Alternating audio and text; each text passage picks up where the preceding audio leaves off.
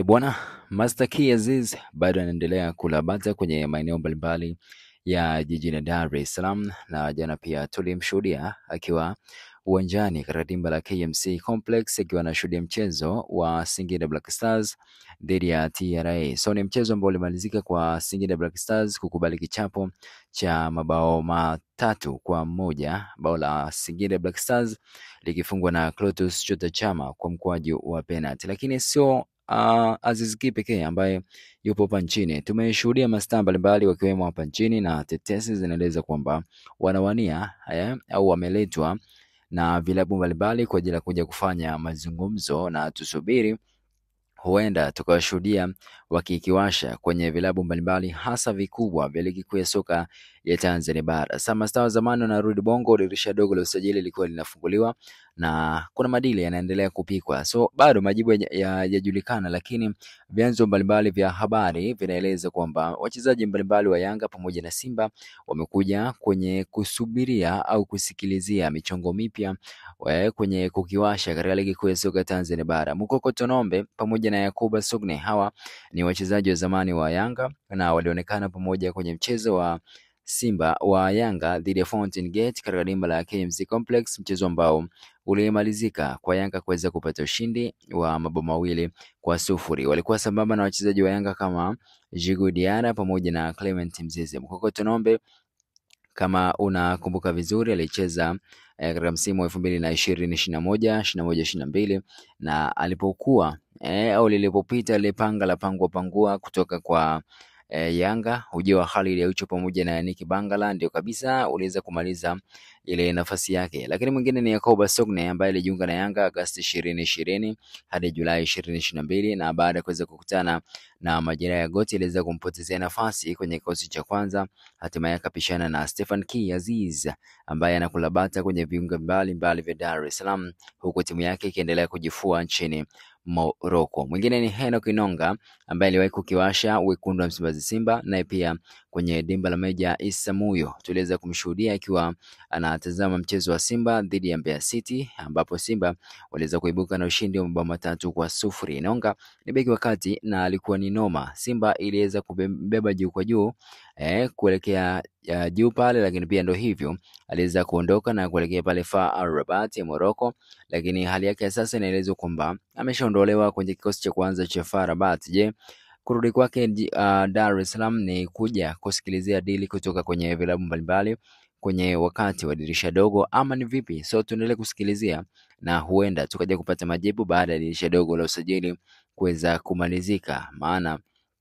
huu ndo wakati ambao mastaa mbalimbali wanaendelea kujisogeza na kuona kama kuna namna wanaweza kupata nafasi na kurejea tena katika ligi kuu ya soka ya Tanzania bara. Uzuri wa ligi yetu ni kwamba ukikiwasha vizuri, hata ukiwa kwenye timu ndogo unaweza ukatolewa kwa mkopo kwenda kwenye timu kubwa na bado ukaendelea na kile ambacho umekuwa ukikifanya. So tulimshuhudia mtu kama Saidon Tibazon Kiza ametoka Yanga kaenda Geita Gold akakiwasha vizuri, kisha akarejea tena Msimbazi. Tumeshuhudia kwa mtu kama Izra Mwenda ametolewa na Simba kaenda Singida Black Stars baada ya kukiwasha vizuri, ndo huyo ameenda kwa Wananchi, na wengine wengi ambao wamekuwa wakitolewa kwa mkopo kisha baadaye kurejea kwenye vilabu hivi vikubwa baada ya kuweza kuonesha performance nzuri kutoka kwenye timu ambazo waliachana nazo mwanzo. Kwa hiyo hili ni jambo zuri, so tuendelee kusubiri na tuone ni kitu gani ambacho kitatokea. Leo ni Mzizima Dabi na tayari wekundu wa Msimbazi Simba wameshatangaza kwamba